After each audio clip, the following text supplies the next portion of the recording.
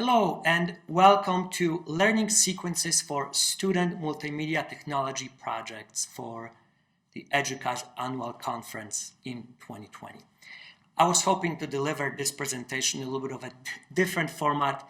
However, we are where we are, and I am very, very certain that you will be able to gather equal amount of information as if I was delivering that in person at the conference.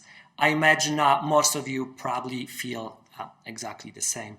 It's really very nice that we're still able to meet as a EDUCAUSE learning community virtually. So thank you to EDUCAUSE for still having the conference. My name is Adam Konczewski, and I work as an instructional technology specialist at College of St. Benedict and St. John's University in Minnesota. We are small, private, liberal arts Benedictine institution. I am very, very excited to share with you information today about our learning sequences, what they are, how did we build them, how do we actually apply them, and how do we try to foster technology literacy, information literacy, and digital literacy when we partner with faculty, when we teach what we call learning sequences. I'm also very excited to share the news with you that librarian and instructional technology collaboration learning sequences have been actually selected by EDUCAUSE to be featured as an exemplar in their 2020 study report. I would encourage you to take a look at that report because that is where you could also find more information about our work. I would like to begin the presentation with something for all of us to think about. And that is the simple phrase information technology. What does it mean? What does it mean to you? And I'm particularly interested in the order: information technology versus technology information.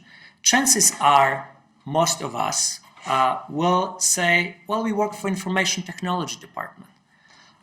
We don't work for technology information. Ironically, when you look at participant list and you see CIO, the title stands for Chief Information Officer. There's really no mention of technology in that title. At the same time, that sort of applies that that individual may be responsible for technology in a specific institution or a business. So I find that very, very interesting. And that's also something I would like you to think about. So if it's information technology, what does it mean? In our view, technology is just a secondary and information is the primary. So we can use technology as a vehicle to share the information, to educate the next generation, which is what we are trying to do. So I'll end this part of the presentation with a question or a challenge for you all, which is, what does information technology mean to you? Take a moment over coffee or a tea and think about, what does it mean to you? What does information technology mean to you? And what is your role in that big ecosystem of information technology? And we know technology is playing more and more prominent role in our daily lives, whether it's elementary ed, in our case, it's a higher ed institution. So I'll begin a little bit with what are the origins of our sequences? One of our institutional learning goals is challenging us to teach students to think deeply. We ask students to think critically, creatively, with complexity when they address significant questions. We want them to demonstrate critical thinking and manage cognitive complexity. We ask them to look at problems from multiple perspectives, and also ethically acquire and evaluate and apply the information they had found. We believe we can use technology to do that just as much as maybe someone else may use a textbook or a different, scholarly article. It could be podcast, a video, or maybe 3D printing assignment. We'll share some of those examples with you. At the end of the day, all of us have really the same goal, which is really to teach students to think more critically and think deeply. It's just that maybe the tools we are using in our instructional technology department are a little bit different than maybe instructor or faculty would use in the classroom. So some of the learning objectives I will have for the session today, which are how meaningful student learning experiences can be created with projects that incorporate the use of technologies such as video, audio, maybe podcasts, web design, 3D printing, how different information literacy learning goals can be successfully integrated into students' multimedia projects to foster deeper critical thinking and scholarly research and communication. And lastly, how collaborative planning processes between librarians, IT, and faculty can enhance both information literacy and technology instruction. Chances are every institution has a little bit of a different setup. Sometimes, let's say, library and IT may be the same department. Sometimes they may be separate departments. Sometimes they're academic, sometimes they're administrative, etc., etc. That being said, I don't think that absolves us from responsibilities to reach out to each other and see what we can do, find a common language, and actually foster more digital and information literacy. And in fact, I believe we live in the era where we don't even have digital literacy. It's all information literacy, whether it's, digital on the real print. So in order to keep this presentation a little bit more engaging and moving, I don't want you to hear just from me. I actually have two colleagues of mine joining me and sharing a little bit of their perspective. They also helped me build those sequences as we were working together over the last 2 years. Kelly Kraemer, who's our business librarian, and also Ethan Whitrock, a colleague of mine, who's also another instructional technology specialist. They will share their perspective, how they use sequences at our institution. Well, you might be wondering what the learning sequences are, right? And how do we use them? I actually invited a colleague of mine, Kelly Kraemer, who's a business librarian at College of St. Benedict and St. John's University, to share her perspective what learning sequences are. So the learning sequences are a set of documents that act as tools for librarians and information technologists at CSBSJU to use when planning technology classes with instructors. The outlines of the sequences are also used to help students understand the components of the project that they'll be doing, breaking down something that can seem kind of big into more manageable parts. Each sequence describes the project from start to finish, and depending on the technology being used, it will include some steps for research and planning and some form of drafting and review, which encourages students to think about the content and meaning of what they're creating rather than just how they're creating it. The sequence documents also provide descriptions of what would happen at each step, as well as suggested information literacy learning goals and best practices for conducting the class project. We've been using the learning sequences as on-hand guides for the initial conversations and meetings that we have with faculty that approach us to plan out a technology project for their class. It kickstarts our discussions figuring out the logistics of the project over the semester, while helping us to keep track of the bigger picture, which is helping students to learn and think critically about information using technology. The libraries and instructional technology departments have a set of joint learning outcomes for CSBSJU students. It's a set of information literacy skills that will give students the ability to identify, evaluate, and responsibly use information. Our learning outcomes for students are based on the framework for information literacy in higher education, which was created by ACRL, which is the Association of College and Research Libraries. ACRL is a division of the American Library Association, and it's the professional organization that creates many of the information literacy guidelines and standards that academic libraries follow. And in their framework, they define 6 concepts, which each have a set of skills that students would be able to practice once they understood them. For libraries and instructional technology at CSBSGU, we try to incorporate 1 or 2 of the information literacy concepts from our learning outcomes into each class we work with so that we're going beyond simply teaching the technology. We knew students would be spending plenty of time learning the technical skills of 3D design and printing for their project, learning the CAD software and how to operate the printers. But we also wanted them to spend time learning how to think about their information and their ideas in the context of a larger universe, spending some time learning how to research patents, so they could see if there were already other designs out there that might be similar to their own ideas. And if there were, that would potentially affect their ability to market their prototype later.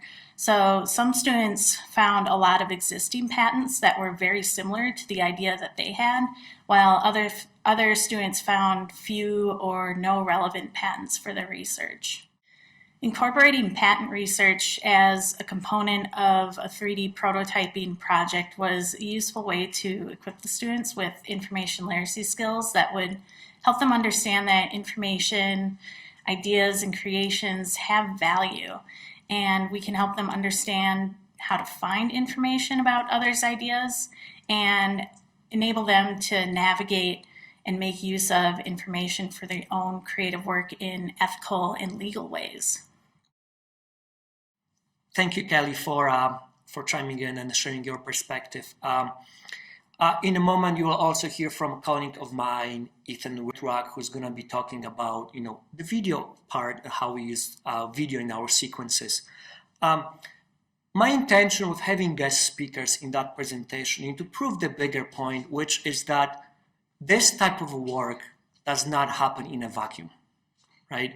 We're not individuals working on separate departments, but we are actually a group working together towards the same goals. On the top of that, our collaboration proves sort of a bigger point for us at the same time. Also, we try to teach students how to collaborate on the different projects. And very often, whether it's a video or a podcast, sometimes 3D printing assignment, it's actually a group project. So we also try to model a good behavior, how to collaborate. So if there's instructional technologists and also a librarian, we model that behavior for students how to collaborate together. So the first is actually our podcasting sequence.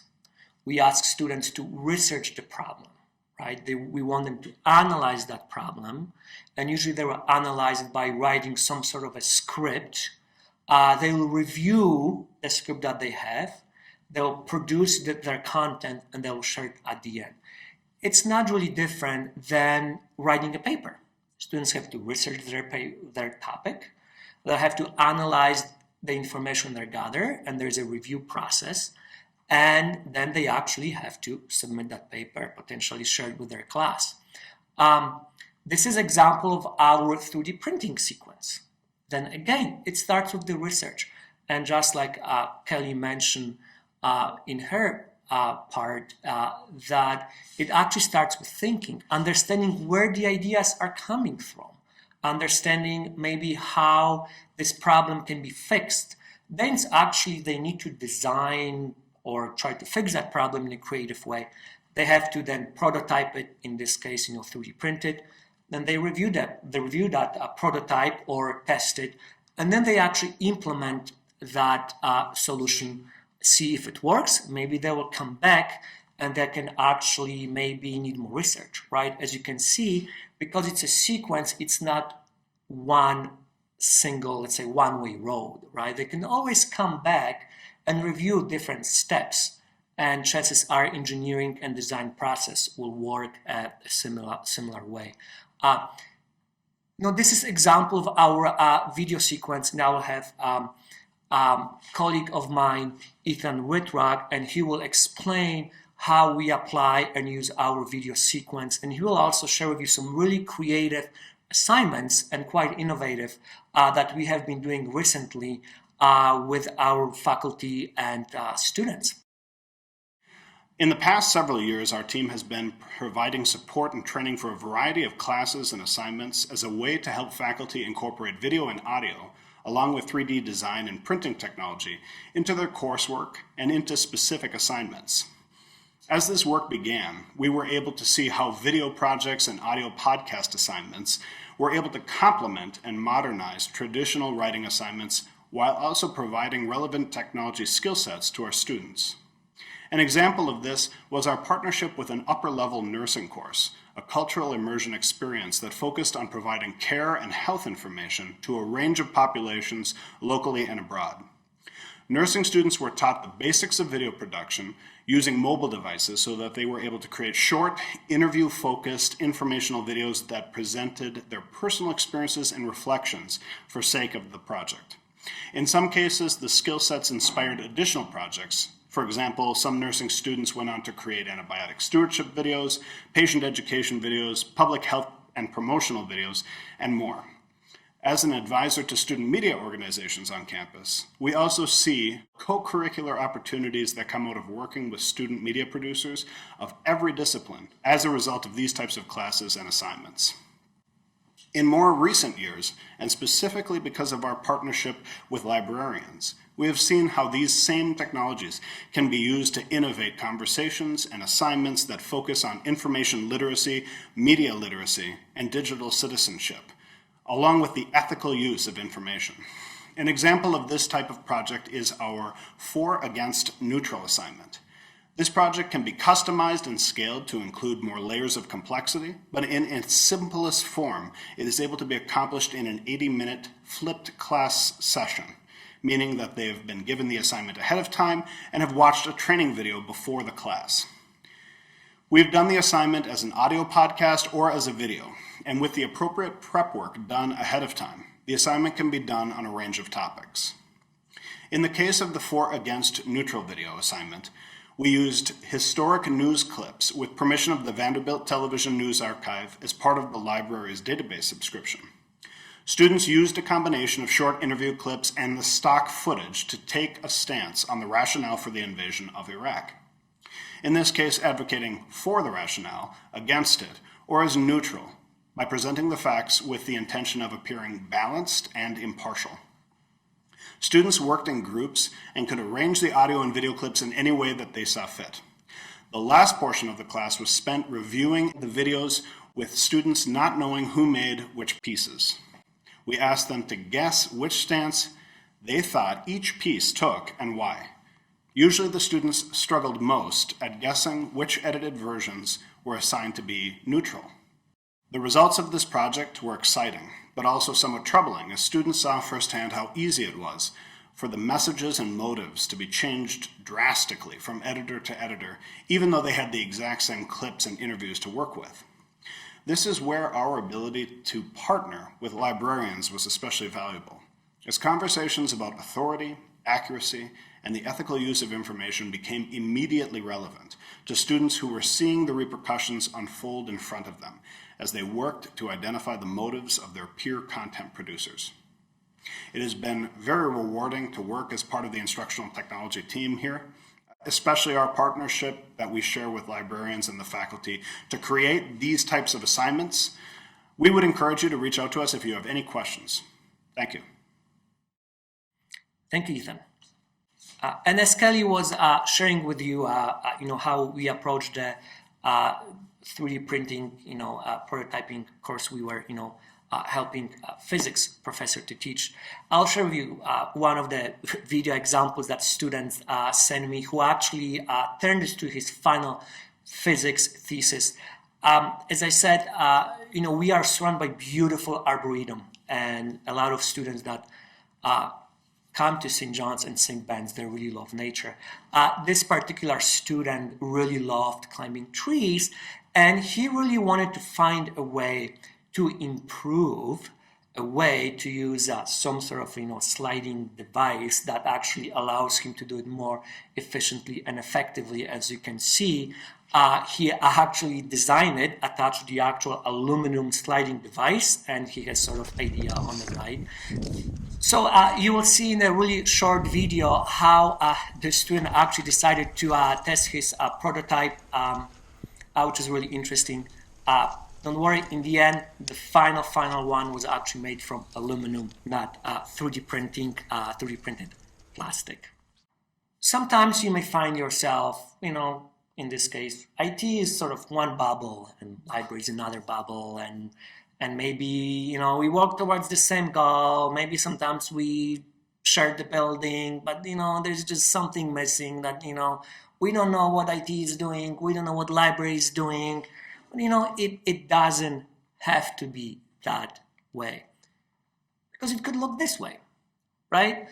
When IT is still doing IT because there's some part of the job we will have to do no matter what. Library has a different set of objectives sometimes, but we can collaborate. We can definitely find parts in the middle that both of us do well together. Right? At the same time, we can still keep our autonomy, or sort of trying to be as independent as we can at the same time. And we believe that teaching students information literacy and critical thinking is really the same goal we have. So we really try to reach the same goals by collaborating together. That can also apply to any collaboration, right? It doesn't have to be IT, and it doesn't have to be library. Also, like I mentioned, that type of work and the success of this work does not happen in the vacuum. And that is the point I really want to emphasize.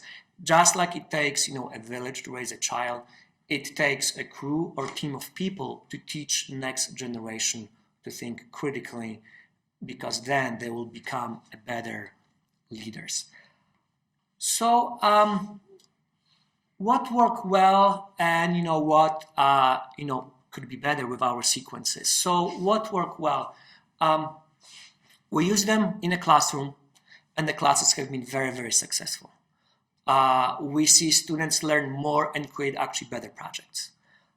Sometimes they actually even propose new ideas to us, or they want to engage with other mediums that we have available for them. We feel it has helped make our conversations with faculty easier. It helps faculty see the possibilities for deeper learning in their assignments. It has also helped faculty to see the libraries and instruction technologies partners in teaching students to think critically, especially with new technology. So now we are partners. We're just not people they call us because our Canvas doesn't work or when problems happen. We can actually help faculty, and it's a truly collaboration. And just like I said, that work does not happen in a silo. We can actually bring another party to our collaboration. So it's not just instructional technology. It's not the librarian. Then we have actually a faculty collaborating together when we teach technology learning sequence. What could be better? We need to do more to promote sequences to faculty. And I think it's part of maybe changing the culture in an institution where we can be seen as partners and the collaborators. And then use across all class planning, inconsistent across departments. That can be hard sometimes because each discipline is different, and sometimes it's very easy to jump to technology part, but we really, really want to emphasize the critical thinking research components of any sequence. And as I've shown you with all the bubbles, pretty much every sequence starts with some sort of a research or a thinking component. We don't really start with technology, which comes back to my first point, which I made about information technology. We try to take that concept and transfer that to our sequences. So it starts with information and we introduce technology later.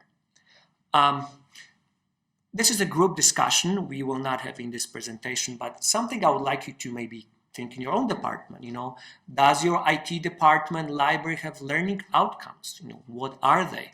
If you don't have any, what might they be? What would you include, right? The IT may come from, or instruction technology may come from certain learning outcomes, library may come with another one, but there needs to be some sort of a starting point. So I would really, really encourage you to have that type of a group discussion, formally or informally in your departments, regardless how they are being arranged or set up. Something I would really like you to think about critically, and as you can see, a lot of our presentation is about thinking critically, is who are the partners you would reach out to for creating your own learning sequence or technology class. Think of at least one person you would want to talk to and why. And all you need is just one person. You need to start somewhere. You don't need 10, 20. All you need is one person that you can begin with. It could be anyone. Ideally, it helps if you begin maybe with a librarian, an instructional designer, or instructional technologist, and maybe ask that faculty for a coffee, propose them an idea, start building that relationship and trust and collaboration. It will take time. It's not a fast process. It definitely took us years of relationship building and collaborating with faculty. But we do believe it is really, really worth it, and the outcome is really, really good. We don't really have any formal Q&As. However, you are welcome to email me with any questions you may have. We will include a lot of additional information, like maybe short videos with some student examples of our work. We will have one document with links to our learning sequences, our joint learning outcomes that you're welcome to take a look at, and some other additional information. Thank you very much. It's been a pleasure, and I really enjoy giving you the overview of what we are doing at College of St. Benedict and St. John's University, and how our instructional technology department and our library collaborate together to foster deeper critical thinking to educate next generation of students to be better leaders. Thank you very much.